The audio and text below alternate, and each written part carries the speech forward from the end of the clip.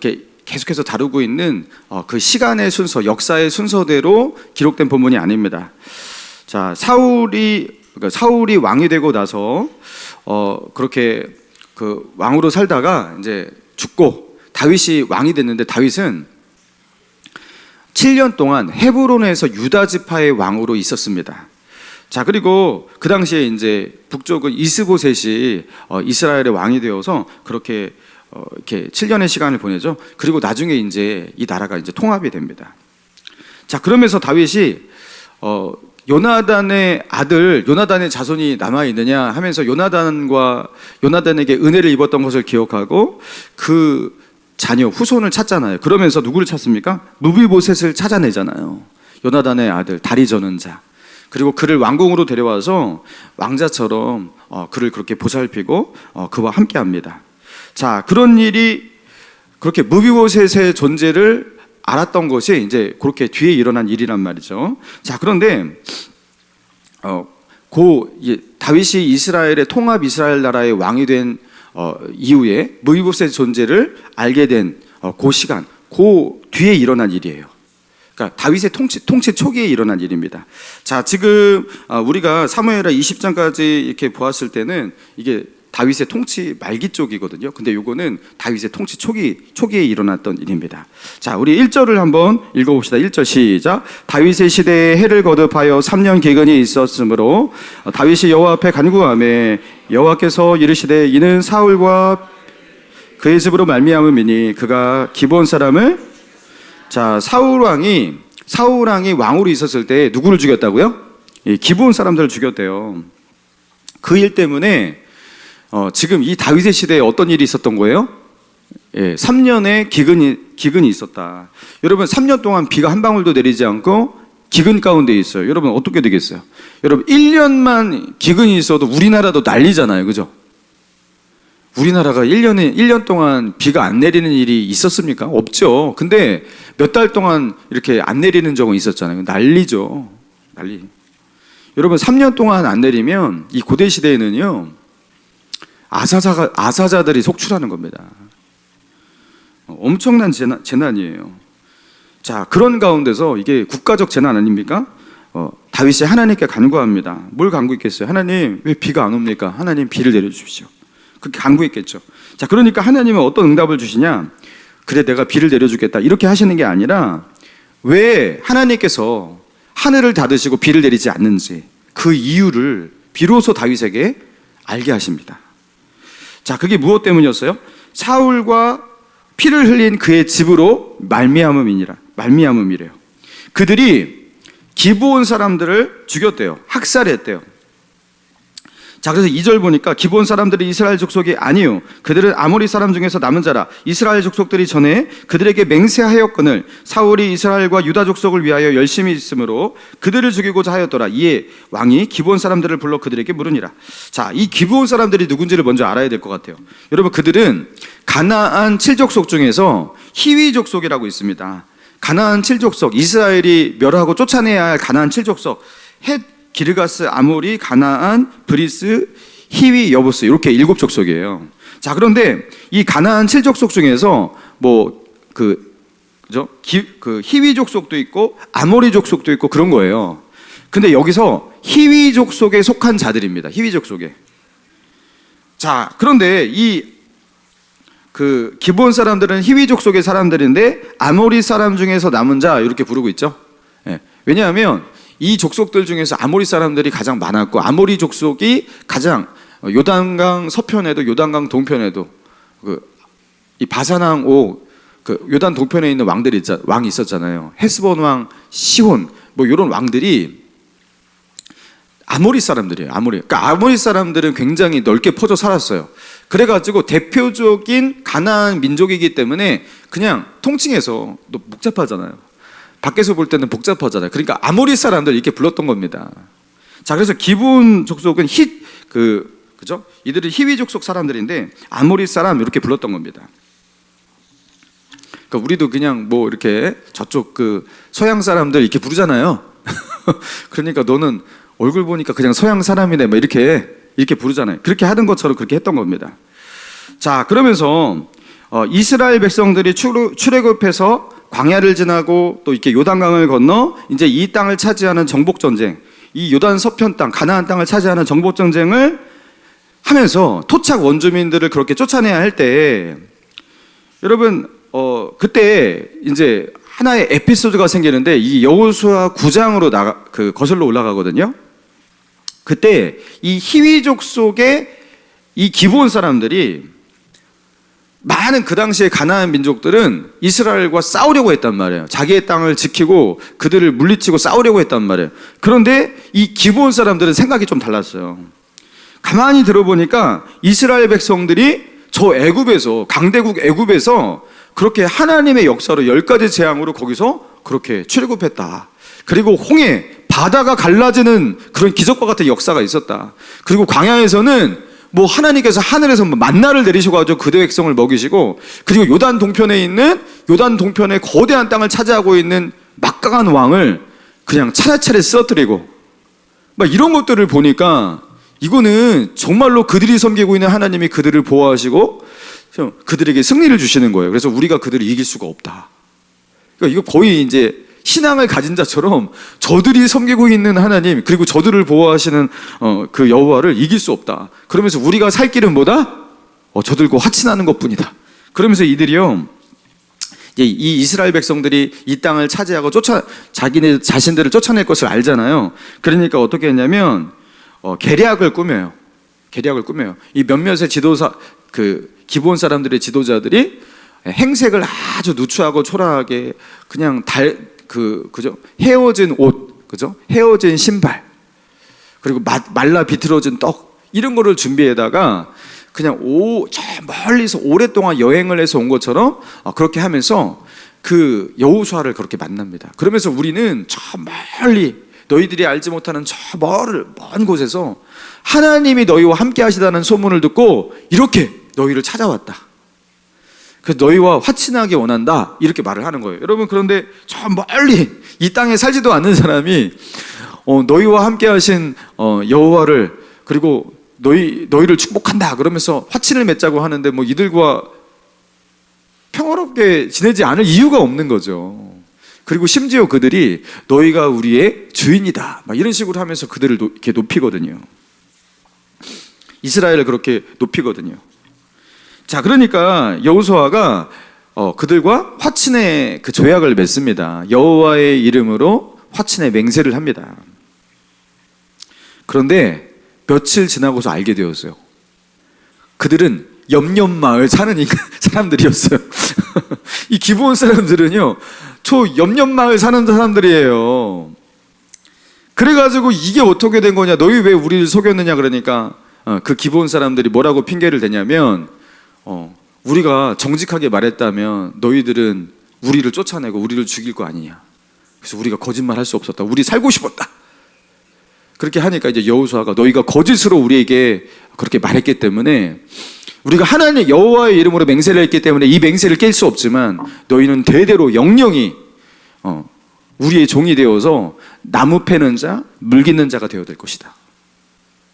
그렇게 해요. 그러니까 그들이 받아들여요. 우리 그렇게 하겠다.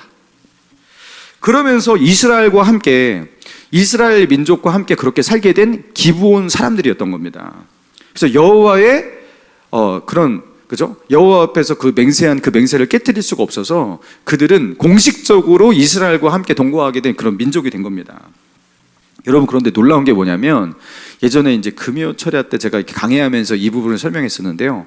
이 기브온 사람들이 나중에 어떤 사람들이 되냐면, 그 하나님의 그 성막 있잖아요. 성막에서 제사를 드릴 때 그 제사에 필요한 나무, 그죠? 그리고 제사에 필요한 물, 이런 것들을 준비하고 레위 사람들을 곁에서 그들을 도와서 이 성막 제사를 돕는 일들을 했단 말이에요. 느디님 사람, 이 기브온 사람들이 그런 일을 했어요. 자, 그러면서 성막에서 늘 곁에서 그런 일을 하다가 이들에게 어떤 일이 일어나면 여호와 신앙이 이들에게 진짜로 들어가 버려요. 여호와 신앙이 그들에게 들어가서 그들이 하나님을 경건하게 그렇게 섬기는 그런 사람들이 돼버려요. 이방인인데. 그래서 솔로몬 시대 가면요, 이들은 느디님 사람이라고 정체가 불분명한 그런 이름으로 불리게 됩니다. 이 느디님 사람들은 성막이나 성전에서 제사를 돕기 위해서 나무 패고 물 깃는 자, 허드렛 일을 하는 사람들이에요. 레위 사람 밑에서 그런 일들을 돕는 사람들이에요. 느디님 사람들. 근데 이 느디님 사람들이 얼마나 신실하냐면 이 바벨론 포로로, 나중에 유대 나라가 멸망해서 바벨론 포로로 잡혀갈 때 느디님 사람들도 바벨론 포로로 갑니다. 그래서 포로에서 돌아올 때 많은 유대인들이 돌아왔지만 돌아오지 않은 민족들도 많았어요. 돌아오지 않은 유대인들도 많았단 말이죠. 근데 느디님 사람들은 거의 전부 다 돌아옵니다. 왜요? 돌아와서 그들은 하나님을 예배해야 되니까. 그리고 이 느디님 사람들이 이렇게 거룩한 하나님의 그 제사를 돕는 거룩한 거의 레위 사람들을 방불하는 그런 사람들로 그렇게 나중에 자리매김해요. 자리매김해요. 그게 느디님 사람들이에요. 그게 기브온 사람들이에요, 사실은. 그러면서 이게 이제 먼 후의 역사인데요. 그들은 그렇게 간단 말이에요. 지금도 그렇게 그 여호수아와 화친의 조약을 맺고 나서 이제 몇백 년 흐른 거예요. 그들은 이스라엘화 되었고 여호와 신앙 속에서 살고 있었고, 근데 사울이 어떻게 한 겁니까?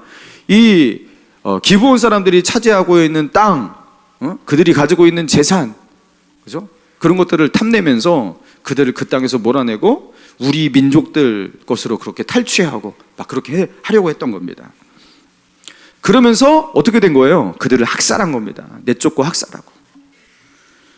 그러면서 사울은 여호수아를 비롯해서 이스라엘이 그 기브온 사람들과 맺었던, 하나님 앞에서 맺었던 그 화친의 맹세, 여호와의 이름으로 맺었던 그 화친의 맹세를 깨뜨려 버린 거죠. 자, 그러면서 그것이 큰 죄가 되었던 겁니다. 자, 그래서 다윗이 이 기브온 사람들에게 묻거든요. 3절 봅시다. 다윗이 그들에게 묻되 내가 너희를 위하여 어떻게 하랴? 내가 어떻게 속죄하여 너희가 여호와의 기업을 위하여 복을 빌겠느냐 하니, 기브온 사람들이 그에게 대답하되 사울과 그의 집과 우리 사이의 문제는 은금에 있지 아니하오며 이스라엘 가운데에서 사람을 죽이는 문제도 우리에게 있지 아니하나이다 하니라. 왕이 이르되 너희 말대로 내가 시행하리라. 자, 지금 다윗이 이 기브온 사람들에게 묻고 있는데, 어떻게 하면 너희가 우리를 용서해 주겠느냐? 너무 큰 죄를 졌죠. 그들을 학살해 버렸어요. 그 사울과 사울의 집안 사람들이, 이 베냐민 사람들이 주동자가 되어가지고 이 느디님 사람들을 쫓아내고 그들의 땅을 차지하고 그들의 재산을 몰수하고 그들의 생명을 빼앗고 그런 일을 했던 거예요. 뭐 한두 명 죽은 게 아니라 뭐 수백 수천 명 그렇게 죽었을 수도 있습니다. 그러니까 이들은 이거는 돈으로 해결될 문제가 아닙니다. 이렇게 말을 하는 거예요. 임금의 문제가 아닙니다. 그리고 말합니다. 사람을 죽이는 문제는 우리의 관할이 아닙니다. 그러니까 우리는 너무나 많은 목숨을 잃었다라는 거예요. 그러니까 우리를 학살한 자들의 그 목을 내놓으라는 거예요. 자, 그래서 5절, 그들이 왕께 아뢰되 우리를 학살하였고 또 우리를 멸하여 이스라엘 영토 내에 머물지 못하게 모해한 사람의 자손 7사람을 우리에게 내주소서. 여호와께서 택하신 사울의 곡을 기브아에서 우리가 그들을 여호와 앞에서 목매어 달겠나이다 하니, 왕이 이르되 내가 내주리라. 여러분, 사울이 이 일에 가장 그죠? 큰 역할을 했던 우두머리였는데 사울이 죽었잖아요. 그러니까 사울의 후손의 목을 달라는 거예요. 그리고 그들을 내주면 그 7명의 사람들을 사울이 살았던 사울의 고향 기브아로 가서 거기서 목매달겠다라는 거예요. 그러니까 너희들이 우리를 그렇게 많이 학살했는데 너희들도 그 고통을 알아야 된다 하면서 그들의 그 사울의 아들들을 거기에 목매달게 하겠다고 하는 거예요. 근데 여기서 이제 다윗의 고민이 시작이 됩니다. 사울의 후손을 찾아야 되는데 사울의 후손하면 가장 먼저 떠오르는 사람이 사울의 아들 요나단, 요나단의 아들 무비보셋. 그 무비보셋이 가장 먼저 떠오르는 사람이잖아요. 근데 요나단을 기억해서 무비보셋은 절대로, 그렇죠, 무비보셋을 내줄 수가 없는 거예요. 그래서 찾고 찾아보니까 사울의 후손이 있는 거예요. 자, 그래서 사울이 생전에 첩으로 두었던 사울의 첩 리스바가 낳은 두 아들이 있었어요. 그러니까 사울의 아들인 거예요. 사울의 두 아들이 있었고, 그리고 사울의 딸, 첫째 딸 메랍이 있었는데, 이 메랍이 시집을 가가지고 아들이라는 남편에게서 낳은 5 아들이 있었어요. 그러니까 사울의 딸의 아들인 거예요. 사울의 외손주들인 거죠. 그 5명. 그렇게 해서 5명의 사람을 다윗이 그 기브온 사람들에게 내어줍니다. 자, 그래서 9절, 그들이 기브온 사람의 손에 넘기니 기브온 사람이 그들을 산 위에서 여호와 앞에 목매어 달매, 그들 7사람이 동시에 죽으니 죽은 때는 곡식 빼는 첫날 곧 보리배기를 시작하는 떼더라. 그들이 산 위에서 여기 보니까 여호와 앞에 목매어 달매 이렇게 나오죠. 그러니까 이거 하나님께서 인정하시는 처형이라는 거예요. 왜냐하면 이 사울이 그죠? 그리고 사울의 집안이 이들을 죽였기 때문에 그들도 죽어야 된다라는 거예요.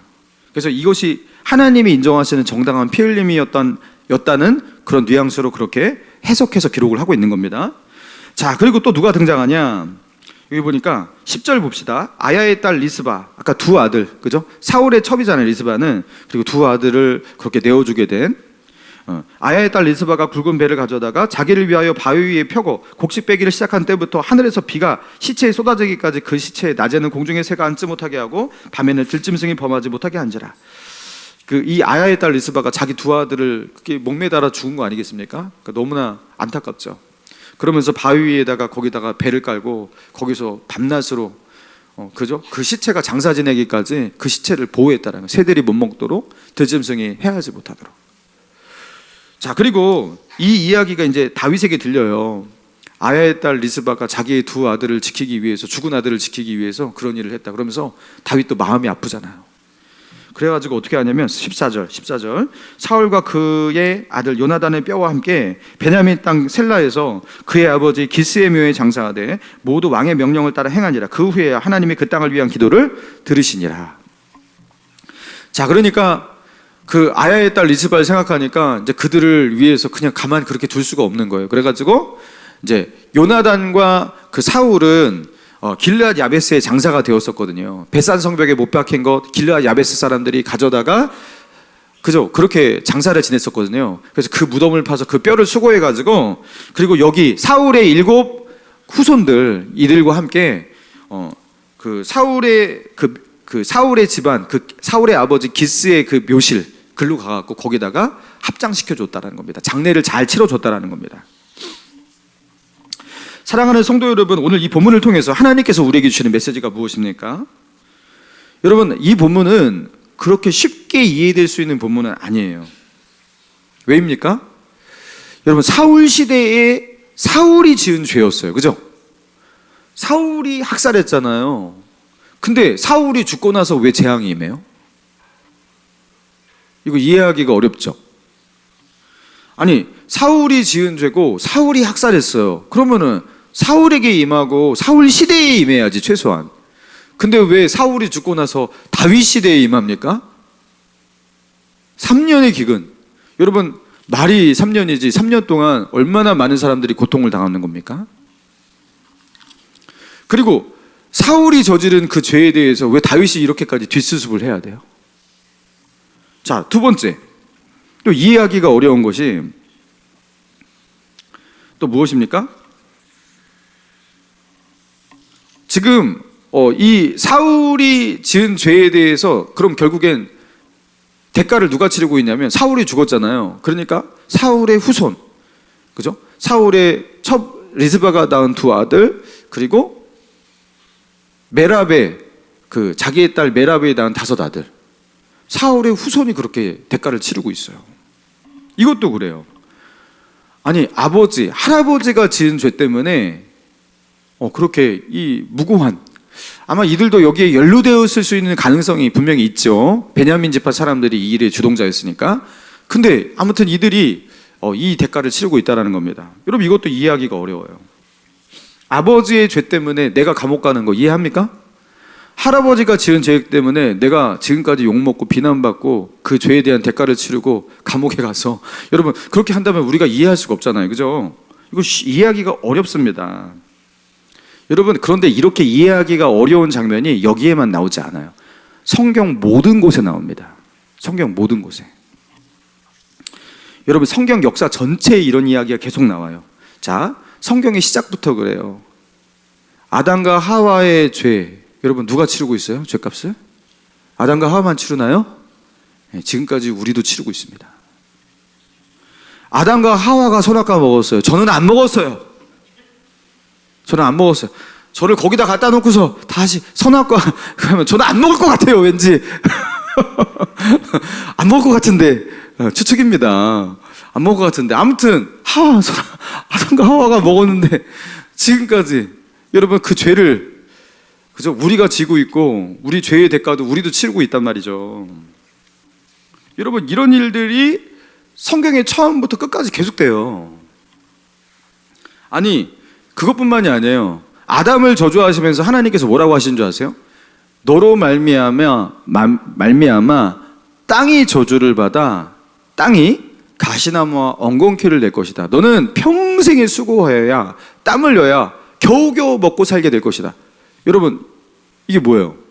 땅이 우리에게 그렇게 호의적이지 않은 땅, 호의적이지 않은 환경이 되어서 척박한 환경 가운데 놓이게 될 것이고, 우리는 평생 노동하고 수고하고 땅과 싸워야 하는 존재로 살아야 될 것이다 하는 거예요. 땅이 저주를 받습니다. 우리를 둘러싼 모든 환경이 저주를 받습니다. 아담 때문에. 여러분, 이거 왜 이렇게까지 하는 거예요?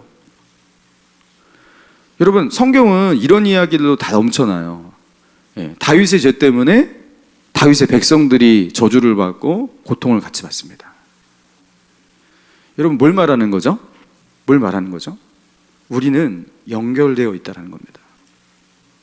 우리는 존재론적으로 하나님이 보실 때 연결되어 있는 거예요. 끊어져 있는 게 아니에요. 너는 너고 나는 나야, 그러니까 상관없어 하면서 우리는 끊어놓기도 해요. 그렇지만 하나님이 보실 때 우리의 존재는 연결되어 있는 겁니다. 너와 나 끊어져 있는 게 아니라 아빠는 아빠, 자식은 자식, 이렇게 끊어져 있는 게 아니에요. 연결되어 있어요. 사울과 다윗도 연결되어 있어요. 사울과 사울의 백성, 다윗과 다윗의 백성도 연결되어 있어요. 역사 속에서 연결되어 있어요. 한민족으로 연결되어 있어요. 그리고 인류, 사람이라는 존재로 연결되어 있어요. 아담의 핏줄이라는, 그죠? 후손이라는 존재로 그렇게 연결되어 있는 거예요. 여러분, 우리는 그렇게 연결되어 있지 않아 너와 나는 구분되어 있어 라는 것은, 이거는 이데올로기예요. 우리가 만들어낸 사상이에요. 하나님이 보실 때는 연결되어 있어요. 따로 떨어져 있는 존재가 아니라는 겁니다. 그래서 연결된 존재를 인식하고 우리는 연결되어 있다는 것을 받아들일 때 비로소 성경이 이해가 되는 겁니다. 아, 그렇구나. 그래서 여러분, 하나님께서 이렇게 말씀하셔요. 출애굽기 20장에 보면요, 너를 위하여 새긴 우상 만들지 말고 위로 하늘에 있는 것이나 아래로 땅에 있는 것이나 땅 아래 물속에 있는 것에 어떤 형상도 만들지 말라. 그것에 절하지 말며 그것을 섬기지 말라. 나는 내 하나님 내 하나님 여호와는 질투하는 하나님인즉 나를 미워하는 자의 죄를 갚되 아버지로부터 아들에게로 3, 4대까지 이르게 하거니와 나를 사랑하고 내 계명을 지키는 자에게 1000대까지 은혜를 베푸느니라. 여러분, 하나님을 미워하는 자에게, 거역하는 자에게 3, 4대까지 저주하겠다 말씀하셨어요. 하나님은 대놓고 말씀하셨어요. 여러분, 착각하시면 안 됩니다. 그리고 하나님을 사랑하는 자에게는 어떻게 하신다고요? 1000대까지 은혜를 베풀 것이다. 여러분, 하나님의 저주도 이런 식으로 받고요, 하나님의 축복도 이런 식으로 받는 겁니다. 사울의 죄로 인해서 사울만 고통받는 것이 아니라 사울의 집안, 사울의 나라, 그리고 사울의 후손, 사울의 민족 다 같이 고통을 받아야 돼요. 연결되어 있기 때문에. 그리고 이 연결은 우리에게 재앙으로 다가올 때도 있지만 우리에게 구원으로 다가오기도 해요. 왜입니까? 아브라함으로 인하여, 아브라함의 믿음의 행동으로 인하여 어떻게 됩니까? 너로 말미암아 천하 만민이 복을 얻을 것이다.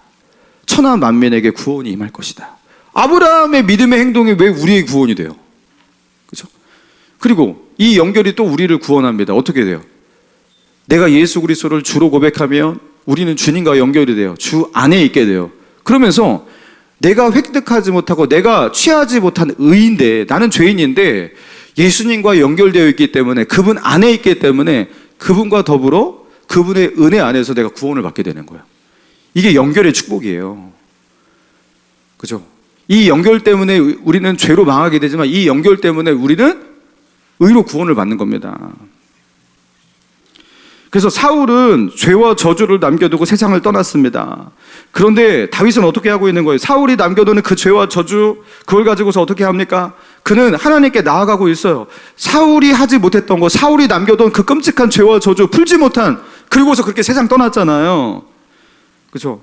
그는 하나님께 나아가지 않았어요. 그렇게 나아갈 수도 없었고, 그리고 하나님의 음성을 듣고 깨닫고 이런 영적인 지각도 없었습니다. 그는 뭐 하나님의 제사장 85인 높 제사장들 다 학살하고 그랬던 사람이잖아요. 자, 그런데 누가 뒷수습을 하고 있느냐? 믿음의 사람 다윗이 사울이 뒷수습을 하고 있다는 겁니다. 자신과 자신의 공동체에 임한 그 재앙, 그 죄의 저주, 그것을 짊어지고 하나님께 나아가는 거예요. 하나님, 왜 이 땅을 향해서 진노하십니까? 왜 하늘의 문을 닫으시고 이 땅에 비를 내리지 않는 것입니까? 그러니까 비로소 다윗에게 알려주시는 거예요. 무엇 때문인지. 사울이 지은 죄 때문이다. 사울이 기브온에게 그렇게 그들을 학살하고 그들을 내쫓고 그것 때문에 이 땅을 축복할 수가 없다. 무고한 자들의 그 억울한 자들의 그 피를 흘린 이 땅을 축복할 수가 없다. 그러면서 그죠? 그 이유를 알게 된 다윗이 어떻게 하는 거예요? 그죠? 그 문제를 풀기 위해서 기브온 족속에게 나아가고 그죠? 이 문제를 그렇게 해결하고 있는 거예요. 자, 그러면서 그 문제가 이제 다윗 시대에 끝나게 되는데요. 자, 14절에서 결론적으로 이렇게 말하고 있어요. 13절 같이 읽습니다. 시작. 사울과 그의 아들 요나단의 뼈와 함께 베냐민 땅에서 그의 아버지 기스의 묘에 장사하되 모두 왕의 명령을 따라 행하니라. 그 후에야 하나님이 그 땅을 위한 기도를, 자, 여기 보니까 그 후에야 다윗이 이렇게 한 후에야, 그 전에는 아니었다라는 거예요. 그 전에는 하나님께서 그들이 기도를 해도 그 기도를 들으실 수가 없었다라는 거예요. 그 땅을 축복할 수가 없었다라는 거예요. 그 후에야. 그죠? 사랑하는 성도 여러분, 우리가 이 말씀 앞에서 우리가 뭘 먼저 해야 되는지를 깨달아야 한다라는 거예요. 여러분, 이 땅에서 그냥 이거 내가 먹고 살기가 힘드네, 더 열심히 살아봐야겠다, 그 열심히 산다고 해결될 문제가 아닐 때가 있는 거예요.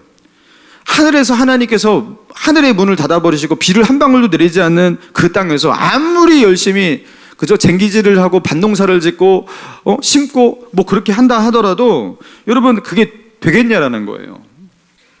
오늘도 나는 열심히 소와 양을 데리고서 나가가지고 이렇게 잘 키우고 목축업을 잘 해보겠어.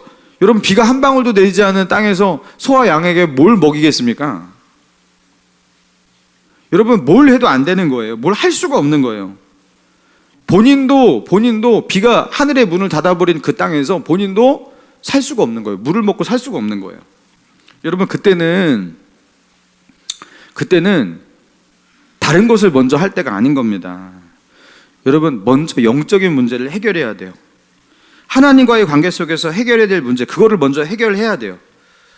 여러분, 그리고 이 영적인 문제는 대부분 죄의 문제입니다. 여러분, 죄의 문제를 해결해야 돼요. 내 죄가 무엇인지를 들여다봐야 돼요. 그리고 우리의 죄가 무엇인지를 들여다봐야 돼요. 그리고 나를 향해서 하나님께서 얼굴을 가리시고, 그리고 내가 하나님을 만나지 못하고 있을 때, 여러분, 이게 죄 문제라는 것을 아셔야 돼요. 깨달으셔야 돼요. 여러분, 우리의 기도가 하나님 앞에 상달돼야 되는데 우리의 기도가 막히고 뭔가 하나님과의 관계가 진전이 되지가 않는 것 같고, 여러분, 그럴 때 여러분, 거기에 문제가 있다는 것을 아셔야 돼요. 여러분, 그리고 우리는 연결되어 있다는 것을 기억하시기 바랍니다. 우리는 연결되어 있어요. 내가 죄를 해결하지 않고 그 죄를 가지고 살잖아요. 그러면 그 죄를 통해서 죄는 그냥 죄 졌으니까 그냥 죄인이구나, 그리고 나중에 그냥 예수님께서 십자가에 죽으셨으니까 뭐 다 용서가 됐으니까 끝, 이게 아니에요. 여러분, 성경에 어디 그렇게 나오나요? 성경에 어디 그렇게 나오나요? 죄는 죄에 대한 대가를 치러야 됩니다. 하나님의 징계는 매섭습니다. 하나님의 진노가 임해요. 재앙도 임하고. 여러분, 그것이 우리에게 임한다는 것을 인정하셔야 돼요. 하나님은 사랑의 하나님이 아니니까, 사랑의 하나님이니까 그런 거 안 주신. 부모님이 사랑이 많으면 매도 안 때리고, 그죠? 아무것도 안 하나 봐요. 사랑하면 더 하죠. 고쳐야 되니까, 가르쳐야 되니까, 깨달아야 되니까, 그죠? 여러분, 그래서 하나님의 재앙이 우리 가운데 임한다라는 것을 인정하셔야 돼요. 여러분, 그 재앙은 처음에 어디서부터 임하냐면 마음에서 임합니다. 마음에서. 기도가 막혀요. 기도가 안 돼요. 예배가 안 돼요. 예배가. 마음이 답답해요. 하나님과 만나지지 않아요. 그래서 기쁨이 없어요. 신앙생활이 기쁨 없고 재미없고, 그리고 하나님의 임재 경험하는 거 그게 뭔지도 모르겠고, 예배드리러 오기 전 상태와 예배가 끝나고 난 상태가 거의 비슷하고, 여러분 이러신 분 있을 거예요. 그런 분들이 목감신일교회에서도 종종 있는 것을 제가 알아요. 영적으로 막혀 있는 분, 여러분 재앙이 임한 겁니다. 하나님은 마음에서부터 재앙을 시작하세요. 그리고 거기서 그 포인트에서 깨닫기를 원하시는 거예요. 여러분 다윗이 이렇게 기근이 임한 상태에서 3년 동안 그것도 나라가 쑥대밭 있지 않았겠습니까? 자, 여기서 3년을 더 버텼어요. 그럼 어떻게 되겠어요? 다 죽습니다. 다 죽습니다. 버티면 죽는 겁니다. 여러분 하나님께서 우리에게 기근을 주실 때 여러분 그 기근 속에서 버티면 안 되는 거예요. 하나님께서 내 마음 가운데 기근을 허락하실 때, 하나님이 만나지지 않고 은혜가 내 마음 가운데 사그러지고 없어질 때, 여러분 그때 버티면 끝나는 겁니다. 버티시면 안 돼요. 그때 어떻게 해야 돼요? 나는 혹시 본인이 알고서도 죄 짓는 것도 있을 것이고, 그리고 모르고 깨닫지 못하고 죄 짓는 것도 있을 거예요. 여러분 어떻게 하셔야 돼요? 하나님 무엇 때문입니까? 왜 하늘의 문이 닫힌 것입니까? 하면서 하나님께 묻고서 나가야 돼요. 그렇죠? 나의 죄를 깨닫게 하소서. 여러분 이 기도는 너무나 합당한 기도입니다. 주님, 제가 우둔하여서 내가 내 죄를 알지 못합니다. 깨닫게 해주세요. 이렇게 기도할 때 여러분 하나님께서 깨닫게 안 할 건데? 너는 그냥 죽어 이러면서 하시는 분이 아니란 말이에요. 그런 기도를 하는 사람한테 하나님께서 은혜를 주시죠. 다윗처럼 그렇게 기도하며 나아가면 하나님께서 왜 하늘의 문이 닫혀 있는 것인지를 알게 해주신단 말이에요. 그러면은 그것 때문이구나 하면서 회개하면, 그렇죠? 용서를 구하고, 여러분 그러면서 하나님께 나아가면 여러분 어떤 일들이 일어납니까? 여러분 아까 전에 있었던 그 닫힌 마음, 공허하고 답답한 마음, 은혜가 없는 마음, 여러분 그 마음 가운데 이제 단비가 임하기 시작하는 겁니다. 여러분 그렇게 회복하는 거예요. 그 재앙이 꼭 우리의 삶 가운데 이곳저곳에 진짜로 하나님께서 벼락을 떨어뜨리시고, 그죠? 우리가 가진 것들을 죄다 빼앗으시고, 여러분 그런 식으로 임해서야 비로소 하나님 무엇 때문입니까? 이렇게 하는 게 아니라 하나님은 우리 마음 가운데 먼저 하나님의 재앙이 임하는 것을 느끼게 하신단 말이에요. 여러분 그때 바로 하나님께 나아가시면 돼요. 그때 두 손 들고 나아가시면 돼요. 근데 그렇게 안 하시는 분들이 있더라고요. 오늘도 은혜 받지 못한 예배를 내일 다음 주도 은혜 받지 못한 예배로 그렇게 계속 1년 내내 그러시는 분이 있어요. 신앙 성장을 안 해요. 안 해요. 여러분 왜 그런 상태로 있는 겁니까? 제가 그 정연이 큰아이를 첫째를 이렇게 낳고서 그때 막 제가 이제 강도사, 목사 이렇게 막 안수받고 그럴 때인 것으로 기억합니다. 근데 정연이가 돌 안 됐었던 것 같아요. 돌이 좀 안 돼서. 얘가 어느 날 생전 너무 고열을 앓는 거예요. 잠을 자지를 못해 새벽까지. 해열제를 먹이고 또 먹였는데도 그 열이 떨어지지가 않아요.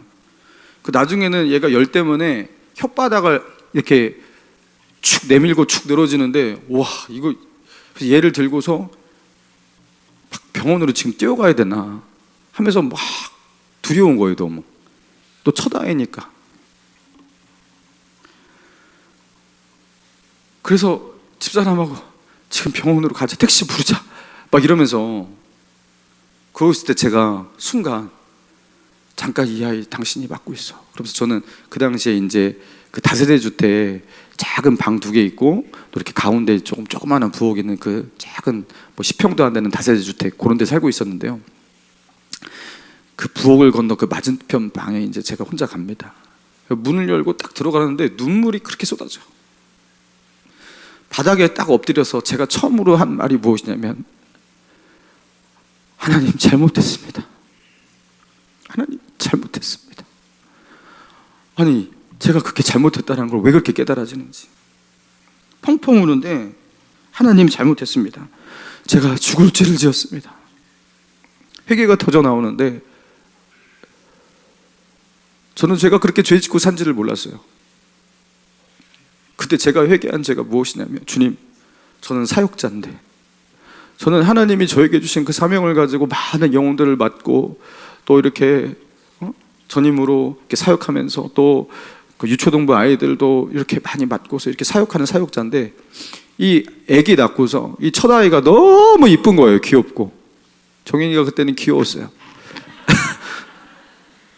막 너무 이쁘고 귀엽고, 그러니까 그 아기만 생각하고 맨날 거기에 목매달고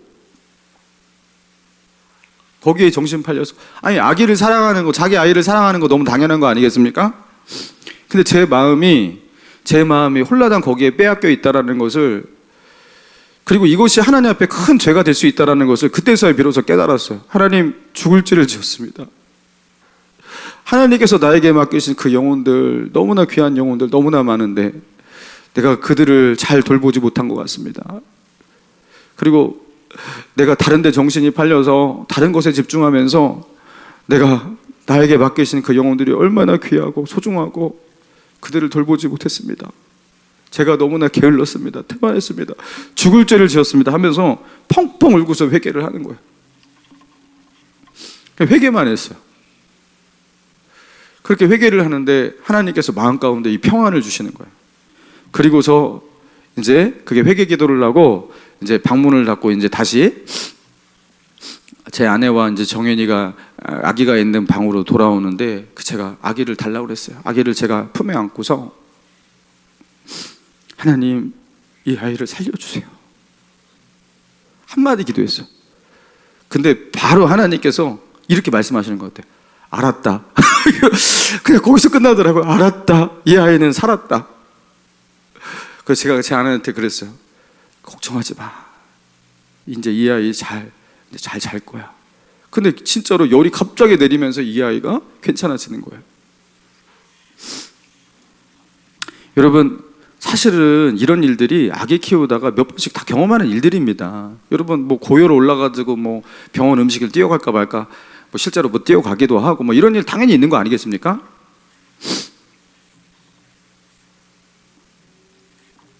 여러분, 그런데 저에게는 그 사건이 당연히 있을 법한 그런 일들이 아니었어요. 아무도 몰라요. 아무도. 근데 저는 알아요. 그리고 하나님도 알아요. 저는 왜 그날 그 사건을 통해서 왜 그렇게 회개를 했을까? 근데 저는 그 속에서 하나님께서 저에게 말씀하신 게 뭔 줄 알았고, 그리고 저는 회개했고, 그리고 하나님께서 저에게 회개의 기회를 그렇게 주셨다는 것을 저는 알아요. 여러분, 예수의 사람들은, 그죠? 하나님을 믿는 믿음의 사람들은 이런 식으로 사는 겁니다. 우리는 하나님과의 관계가 막히면 죽는 겁니다. 예수님께서 십자가에 달리시고, 그죠? 거기서 우리의 죄를 대속하셨어요. 우리의 대속물이 되셨어요. 그래서 우리는 우리를 위해서 대신 달려 죽을 자가 누구냐 하면서 속죄물을 뭐 찾으러 다닐 필요가 없어요. 하나님께서 원하시는 것은 이 대속의 제물을 찾으시는 게 아니란 말이에요. 예수님께서 우리의 영원한 대속물이 되셨단 말이에요. 십자가에서 우리의 모든 죄를 그렇게 대신 지시고 죽으신 대속물이 되셨어요. 여러분, 그래서 우리는 대속물을 찾아 돌아다닐 필요가 없어요. 그러면 하나님께서 우리에게 원하시는 것은 무엇이냐? 다른 것이 아닙니다. 진정한 회개예요. 진정한 회개. 하나님께서 받기 원하시는 것은 진정한 마음으로부터 진심으로 우러나오는 진짜 회개예요. 사랑하는 성도 여러분, 하나님께서 원하시는 그 진짜 회개, 여러분 그거를 뒤로 늦추지 마세요. 하늘의 문이 닫힌 것을 뻔히 알면서도 여러분 그 상태로 시간을 끌지 마세요. 지속하지 마세요. 그래서 여러분, 게으름의 죄, 하나님 앞에서 태만의 죄, 여러분 회개하시기 바랍니다. 그리고 음란의 죄, 여러분 세상 사람들이 저렇게 음란하고 세상 사람들은 저렇게 사니까 나도 여러분 그 음란의 죄 때문에 결국에 여러분은 어마어마한 대가를 치르게 될 겁니다. 여러분 그 음란에서 회개하세요. 하나님께서 인정하지 않는 성적인 관계, 그리고 그죠, 음란을 충족시키는 그런 성적인 욕망을 충족시키는 하나님께서 인정하시지 않는 죄악된 모든 문화들, 여러분 거기서 멀어지시기 바랍니다. 돌이키세요. 회개하세요. 결국에 여러분의 영혼을 사탄에게 내어주게 될 겁니다. 그리고 그거 다시 빼내서 회복하는데 몇 년 걸릴지 몇십 년 걸릴지도 몰라요. 언어로 죄짓고 생각으로 죄짓는 것, 그죠? 잘못된 언어, 잘못된 생각, 교만한 말들 쉽게 내뱉고 사람한테 상처 주는 것 철저하게 회개하시기 바랍니다. 하나님께서 여러분에게 물으실 거예요. 그리고 하나님 바라보지 않고 돈 바라보고 돈 쫓아 살아가면서 돈에 정신 팔려서 살고 있는 그 세속화된 그런 마음들, 생각들, 그런 삶의 방향들 회개하시기 바랍니다. 세상의 두려움, 염려에 빠져서 하나님 의지하지 않고 하나님께 먼저 나아가지 않고, 그죠? 두려움 속에서, 염려 속에서 자기 일 자기가 걱정하면서 이렇게 전전긍긍하면서 사는 거, 이것도 죄악이에요. 큰 죄예요. 하나님을 의지하지 않는 죄, 하나님을 불신하는 죄. 여러분 이 죄에서 돌이키시기 바랍니다. 여러분 하나님께서 우리에게 허락하신 영혼들 가정에도 있고요, 교회에도 있고요, 직장에도 있습니다. 여러분 그 영혼들은 천하보다 귀한 영혼입니다. 영혼들에게 상처 주고 또 하나님께서 나에게 주신 그 영혼들 사랑하지 못하고 특히 용서하지 못하는 죄, 미워하고 원망하고, 작은 죄가 아닙니다. 그거 큰 죄입니다. 여러분 거기서 회개하시기 바랍니다. 제가 여러 가지를 더 말하고 싶은데 이거 말하면 이제 한도 끝도 없어요.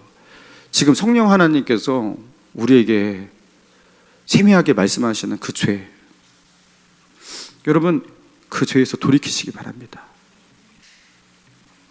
사단이 가장 싫어하는 것은 여러분들이 막 하나님 막 찬양하고 뭐 봉사하고 막 이런 거는 그래 해라 괜찮다 그럴 거예요. 사단은 요거를 가장 싫어해요. 회개 기도하는 것. 회개 기도하면 진짜 큰일 나거든요. 회개 기도하면 사단은 더 이상 그 사람에게 역사할 수가 없고 그 사람을 저주할 수 없고, 여러분 회개 기도하면 이거는 사단이 어떻게 손을 쓸 수가 없어요. 회개 기도는 해서는 안 되는 거예요. 여러분 회개 기도는 우리가 영적인 싸움에서 가장 큰 힘입니다. 능력입니다. 우리가 하나님을 최고로 예배할 수 있는 최상의 예배는 황소를 드림보다, 그죠? 상한 마음, 하나님을 향해서 상한 마음을 가지고 나아가는 회개 기도예요. 여러분 회개 기도는 하나님과의 관계를 완전히 새롭게 만듭니다. 그래서 여러분 회개 기도하세요. 회개하세요. 돌이키세요. 그러면 어떤 일이 일어나냐? 따라해 봅시다. 그 후에야 기도를 들으시니라. 그 후에야. 다윗이 아무리 다윗이더라도 다윗의 기도도 못 들으세요. 그죠? 그들의 제사도 안 받으세요. 그러나 그들이 진정으로 그 죄에 대해서 인정하고 회개하고 돌이킬 때, 여러분 그 후에야 하나님이 들으셨다. 그리고 하늘의 문을 여시고 비를 내리셨습니다. 여러분 그 후에 하나님은 어떻게 하시냐? 여러분 하나님과의 만남이 새로워지실 거예요. 하나님과 관계가 완전히 바뀌실 거예요. 그리고 그렇게 회개한 뒤에 회개했으니까 하면서 또 안심하고 사시는 분이 있어요. 제발 그렇게 하지 마시고 그 죄로 돌아가지 않기 위해서 이제 하나님과의 관계를 꽉 붙드는 경건 생활을 잘 하셔야 되는 거예요. 그렇죠? 말씀과 기도의 생활, 은혜 붙잡고 그렇게 살아가시는 저와 여러분 되시기를 주님의 이름으로 축원합니다. 자.